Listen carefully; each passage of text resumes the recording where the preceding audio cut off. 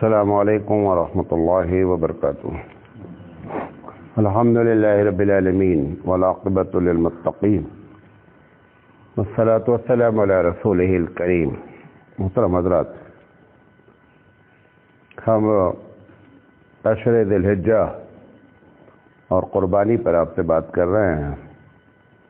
آج ہم جو بات کرنا چاہتے ہیں وہ یہ ہے کہ یہ جان لینا عبادت کیسے ہے. میں اگر اپنی بات آج آپ کو سمجھا پایا تو بڑی بات سمجھایا. ہم اللہ تعالیٰ سے دعا کرتے ہیں کہ اللہ تعالیٰ ہمیں صحیح بات کہنے کی اور آپ کو صحیح بات سمجھنے کی توفیق عطا فرمائے. ایک ایک بات غور سے سنیے گا تو سمجھ پائیں گے، اگر آپ ادھر ادھر جائیں گے تو نہیں سمجھ پائیں گے. سب سے پہلی بات جان لیں کہ عبادت نام ہے اطاعت کا. عبادت نام ہے اوبیڈینسی کا. یہ جو ایکشن ہے یہ عبادت کا ایک طریقہ ہے، لیکن اصل یہ ہے کہ اس میں، اس ایکشن میں، اس عمل میں آپ نے اللہ کی بات، اس کے رسول کی بات مانی کتنی ہے. جب تک وہ کیفیت پیدا نہیں ہوگی تب تک عبادت نہیں ہوتی ہے. تو عبادت نام کیا ہے کہ ہمارے اندر اللہ کی بات ماننے کی کتنی صلاحیت ہے. جتنا آپ اللہ کی بات ماننے کی صلاحیت آپ کے اندر ہے اتنے بڑے آپ عابد ہیں. اور جتنا آپ اپنی عقل کے ذریعے عبادت کو کرنا چاہیں، اس کا مطلب آپ اپنے عقل کے تابع ہیں، عبادت نہیں ہے. عقل بہت سی باتیں اچھی اچھی کرتی ہے، وہاں پہ فیل ہو جاتی ہے عقل کہ جہاں پر اللہ کی ڈیمانڈ عقل کے خلاف ہوتی ہے. علامہ اقبال کہتے ہیں کہ کود پڑا آتش نمرود میں عشق، عقل ہے محو تماشائے لبے بام ابھی. کہہ رہے ہیں کہ جب ابراہیم علیہ السلام کے لیے آگ جلائی گئی تو عقل یہ کہہ رہی تھی ابراہیم علیہ السلام سے کہ تھوڑی دیر کے لیے تو بادشاہ کی بات مان لے اور اپنی جان بچا لے. اور جان بچانے کے لیے یہ سب کیا جا سکتا تھا. اللہ سے محبت کہہ رہی تھی کہ اللہ چاہتا ہے تو جل جائے، کود پڑ ابراہیم. تو عقل نے سمجھایا ابراہیم نکو کودو، عشق نے کہا کود پڑ. غالب کون آیا؟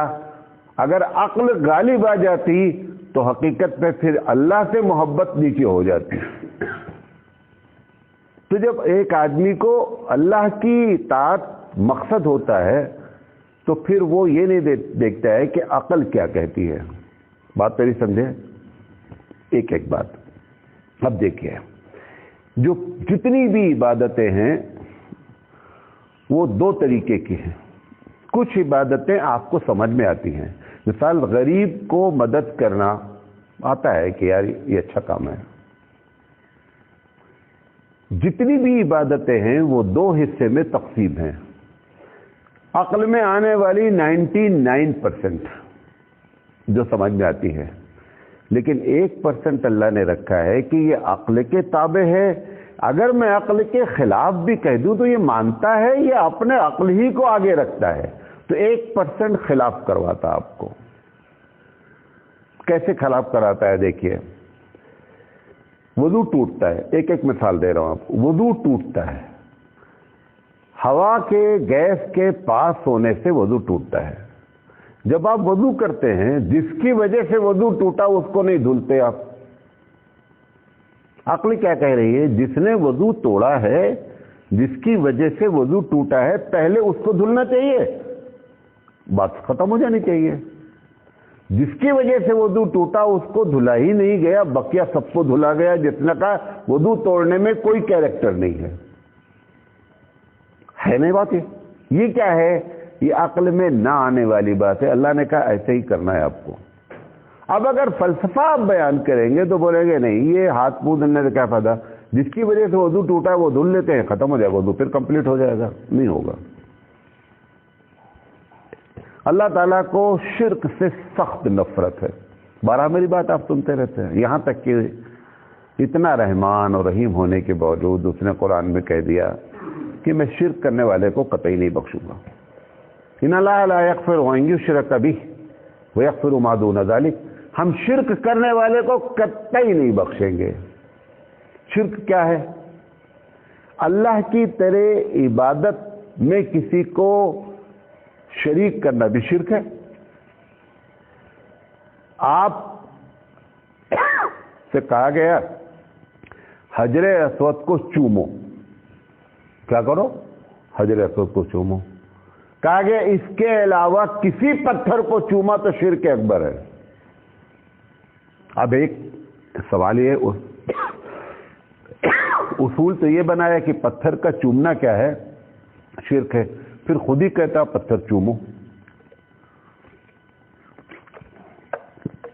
اب اگر آپ عقل کے تابع ہوں گے تو حجر اسود کو بھی نہیں چومیں گے، کیونکہ اسے اللہ نے کہا تھا کہ پتھر نہ کو چومو، پتھر نہیں چومو، آپ نے پتھر چومنا بند کر دیا، اب کہہ رہا نہیں چومو۔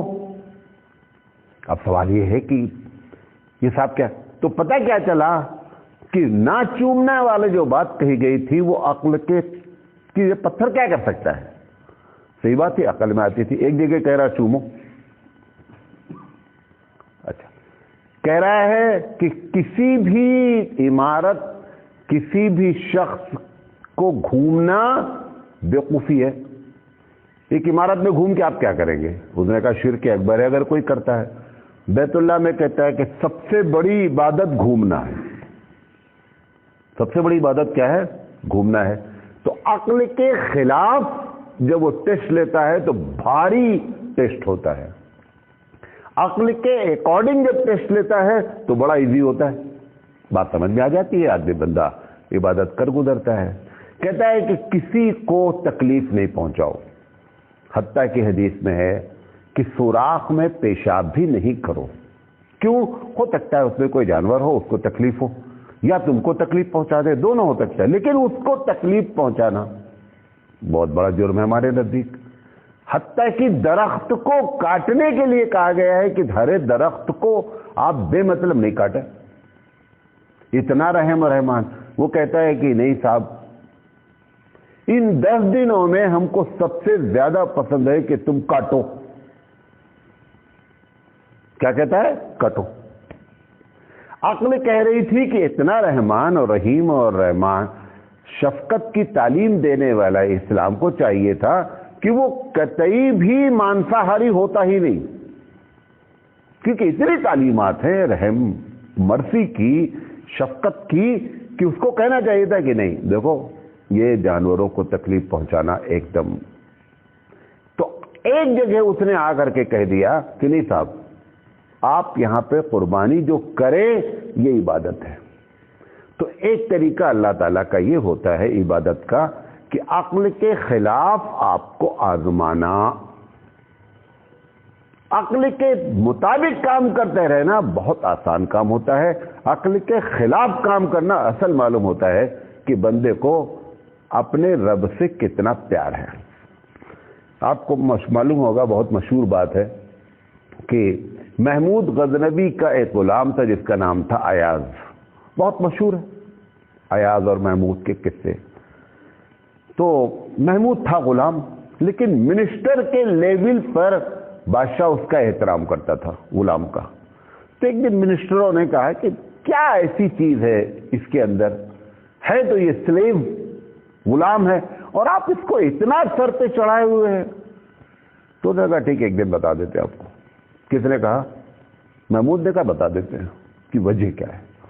ایک دن محمود نے سب کو بلایا، منسٹر، پی ایم سب کو بلایا، کہا جو ہمارے خزانے میں سب سے قیمتی ہیرا رکھا ہے، ٹریزرر سے کہا کہ جاؤ نکال لاؤ۔ بڑا قیمتی ہیرا تھا، رکھ دیا گیا۔ اس نے کہا کہ اس کو توڑ دو، منسٹر سے کہا۔ تو منسٹر نے کہا کہ کتنی قیمتی چیزیں برباد جائے گی، کچھ آپ تھوڑا سا سوچ سمجھ کر فیصلہ کریں۔ ایک ایک کو بلاتا گیا, سب کو الگ رکھا پہلے, ایک کو بلایا کہ توڑو اس کو, وہیں کلہاڑا رکھا کہ توڑو.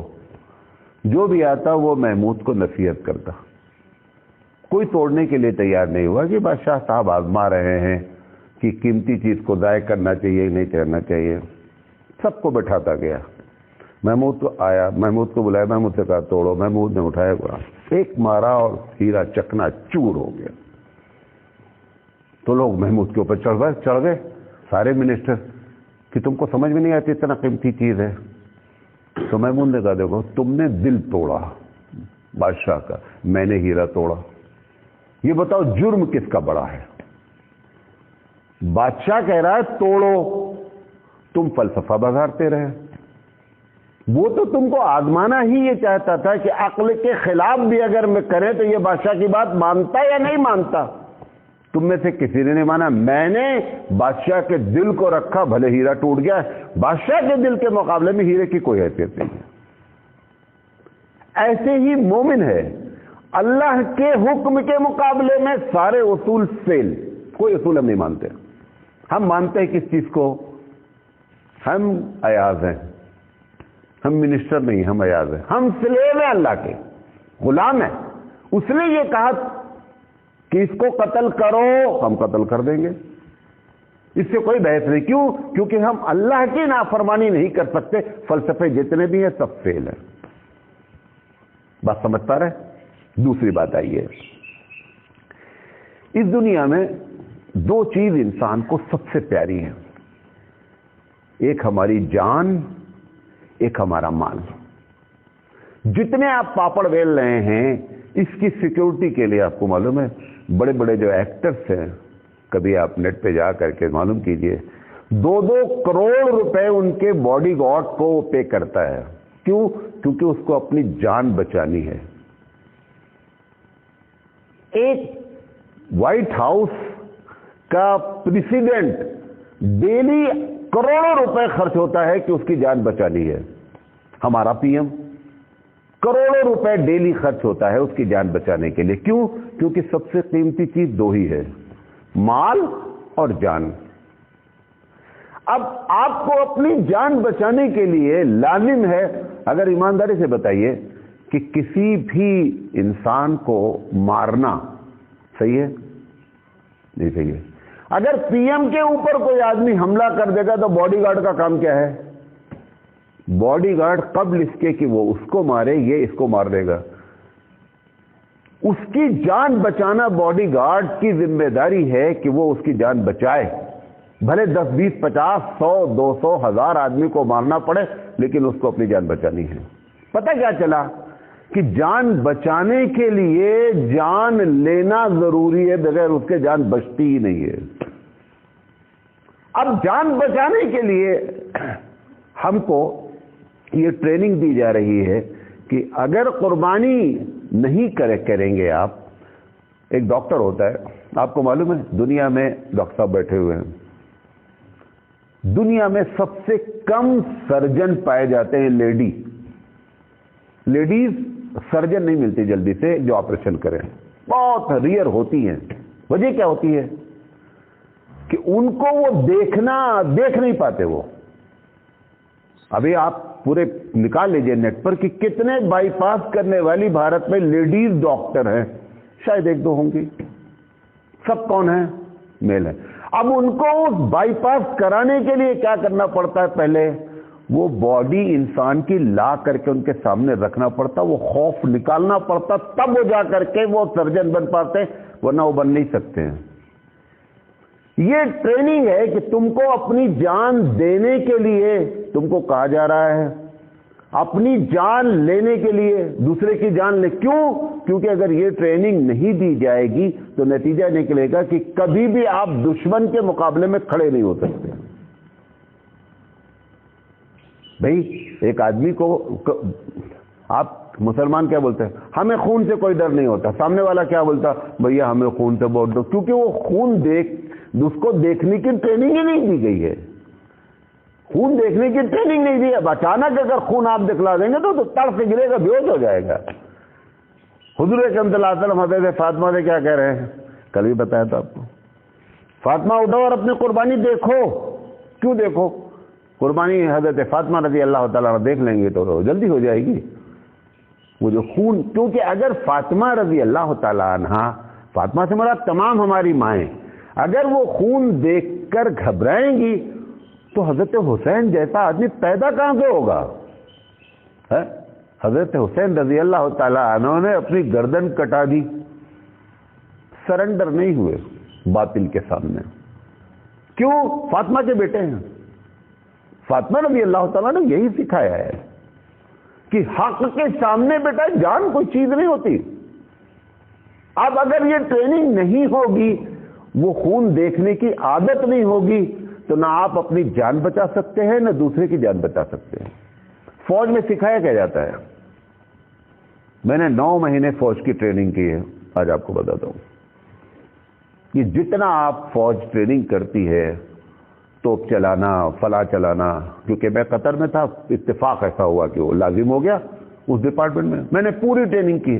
اس میں جو اسپرٹ بھری جاتی ہے وہ کیا ہے کہ دشمن اگر ہے تو دشمن کی جان لینا ہی سب سے بڑا ثواب ہے.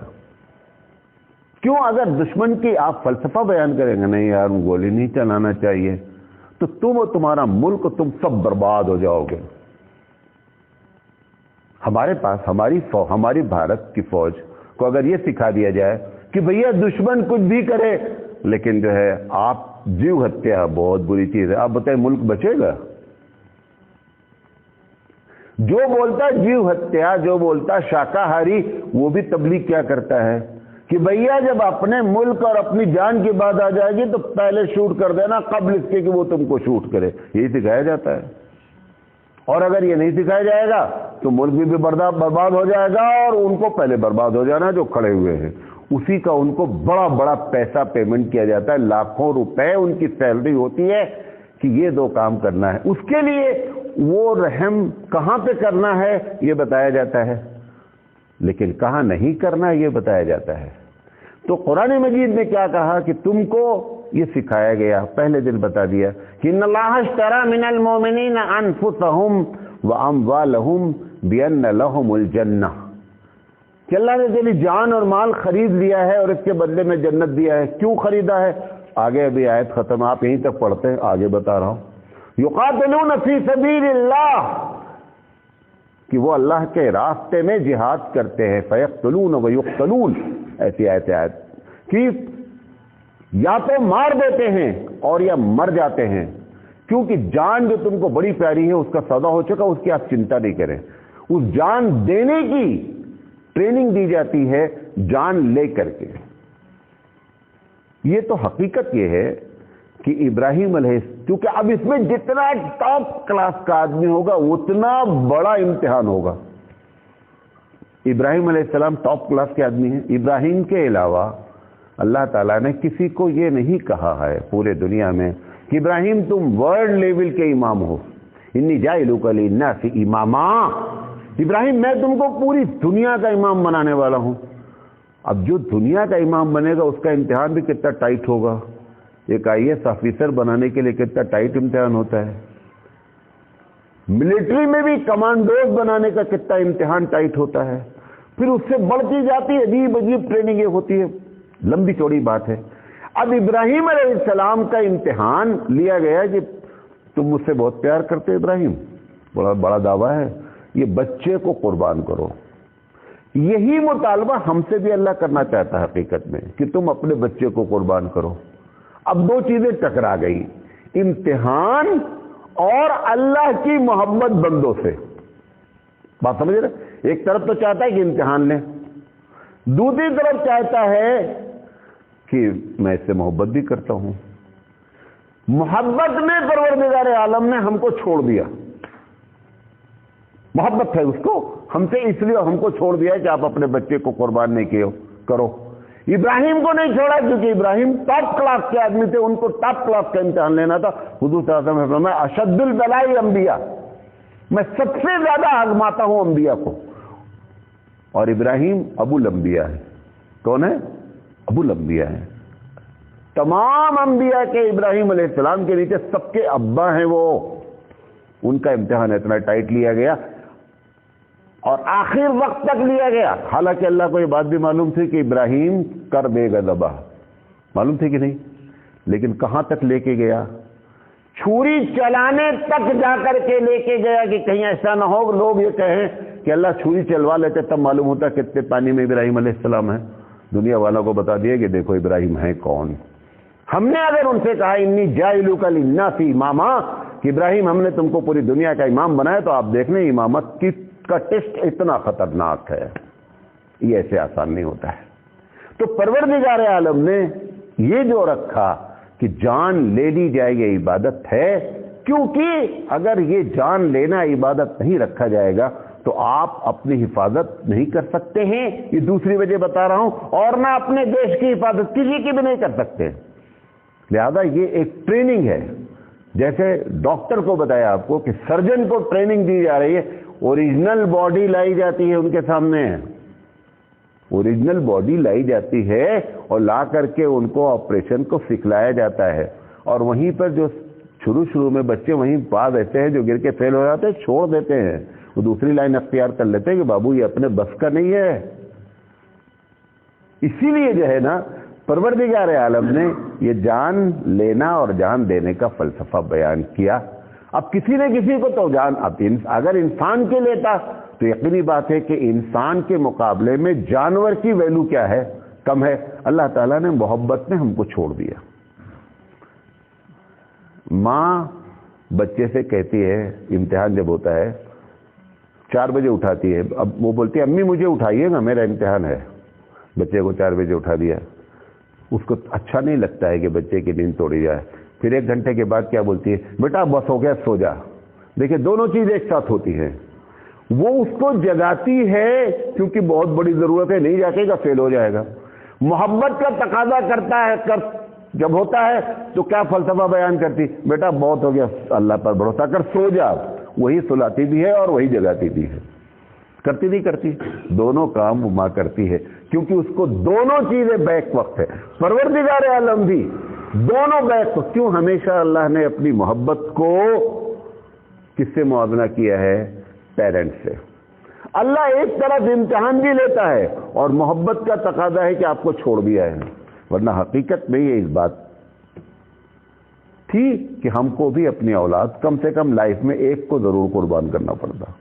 اسے معلوم تھا کہ نہیں کر پائیں گے، کیوں؟ ابراہیم کا ایمان سب کو نصیب نہیں ہوتا. تیسری اور آخری بات، دنیا میں جتنے بھی مذہب ہیں یہ اتفاق ہے، اتفاق نہیں بلکہ حسن اتفاق ہے کہ ہر مذہب میں جان لینا عبادت ہے. جس کو آپ بلی کہہ لیں، قربان. ہر مذہب میں، جو مذہب آسمانی ہے، جو بندے نے بنایا ہے اس کی باتیں کر رہا ہوں. یہودی ہیں، عیسائی ہیں، مسلمان ہیں، یہ 3 اپنے آپ کو چیلنج کرتے ہیں کہ ہم ریویلڈ مذہب ہیں، ہم آسمانی مذہب ہیں، ہمارے انسان نے اس مذہب کو نہیں بنایا ہے. قرآن مجید کہتا ہے لِكُلِّ أُمَّةٍ جَعَلْنَا مَنْسَكًا، کہ ہم نے ہر قوم میں قربانی رکھی ہے. اسلام کا ایک فلسفہ ہے جو بتانا چاہتا ہوں آپ کو کہ جتنی بھی عبادت اس دنیا میں ڈفرنس وے سے پائی جاتی ہے، اسلام نے ان سب کو اکٹھا کیا ہے. یہ الگ بات ہے کہ اسے اکٹھا کرنے میں اس نے کیا کیا ہے کہ اس کے اندر جو عبادت میں خرابی تھی اس کو چھانٹ کے پھینک دیا ہے، فلٹر کیا ہے. یہودی کے یہاں عبادت کے طریقے میں قربانی تھی، اسلام کو قربانی رکھنی ہی رکھنی. یہودی کے یہاں بھی سجدہ ہے، رکوع، سب کو ایک ایک پارٹ نصیب ہے. اللہ نے مسلمانوں کے لیے ساری عبادت کو کیا کر دیا؟ مجموعہ کر دیا.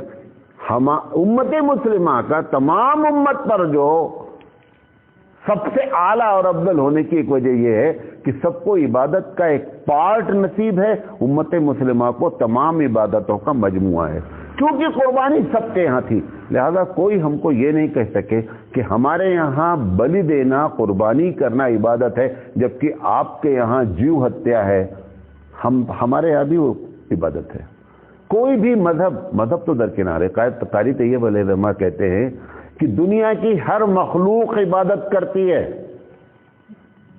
کوئی کھڑا ہے عبادت کر رہا ہے، انہوں نے کہا جیسے درخت ہے وہ قیام کی حالت میں عبادت کر رہا ہے، پہاڑ ہے تشہد کی حالت میں عبادت کر رہا ہے، جانور ہیں رکوع کی حالت میں ہیں، رینگنے والے ہیں سجدے کی حالت میں، ان سب کو ملا کر آپ کو عبادت میں دے دیا گیا۔ کوئی بھی قوم، بلکہ کوئی بھی قوم نہیں، کوئی بھی مخلوق آپ کو چیلنج نہیں کر سکتی کہ میرے پاس یہ عبادت کا طریقہ ہے اور آپ کے یہاں موجود نہیں ہے۔ حتیٰ کہ غیر مسلم ہندو بھی چیلنج نہیں کر سکتا کہ میں صاحب پتھر پوچھ کر عبادت کرتا ہوں، تمہارے یہاں پتھر پوجنا منع ہے، ہمارے یہاں وہاں اجازت ہے جہاں اجازت ہونی چاہیے، ہم بھی پتھر کو چومتے ہیں، وہ بھی ہم ثواب سمجھ کر چومتے ہیں، وہ بھی اس کو چومتا ہے ثواب سمجھ کر۔ ان کے یہاں بھی مندر کا طواف ہے، ہوتا ہی نہیں ہوتا ہے، گھومتے چکر کھاتے ہیں۔ ہمارے یہاں بھی کوئی بھی ایک چیز ایسی نہیں ہے کہ جو حقیقی طور پر عبادت کے نام پر ہوتی ہو اور ہمارے یہاں وہ عبادت موجود نہ ہو۔ فرق یہ ہے کہ ہم نے ان کے طریقے کو ہمارے رسول نے فلٹر کیا ہے، صحیح کیا ہے، جو چیز زیادہ تھی عبادت میں اس کو کینسل کیا ہے، اور جو چیز ان کے یہاں نکال تھی اور بھول گئے ہیں اس کو ایڈ کیا ہے۔ 3 باتیں کی میں نے۔ جو باتیں ان لوگوں نے اپنے مذہب میں عبادت تھی اور بھول گئے تھے، ہمارے نبی نے اس کو ایڈ کر دیا اللہ کے حکم سے۔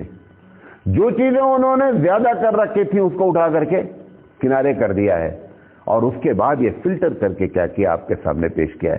لہذا یہ بنیادی وجہ ہے کہ یہ جان لینا عبادت ہے، اور جب تک کوئی آدمی جان نہیں لے گا اپنے آپ کو بچا نہیں سکتا، دونوں لحاظ سے نہیں بچا سکتا ہے۔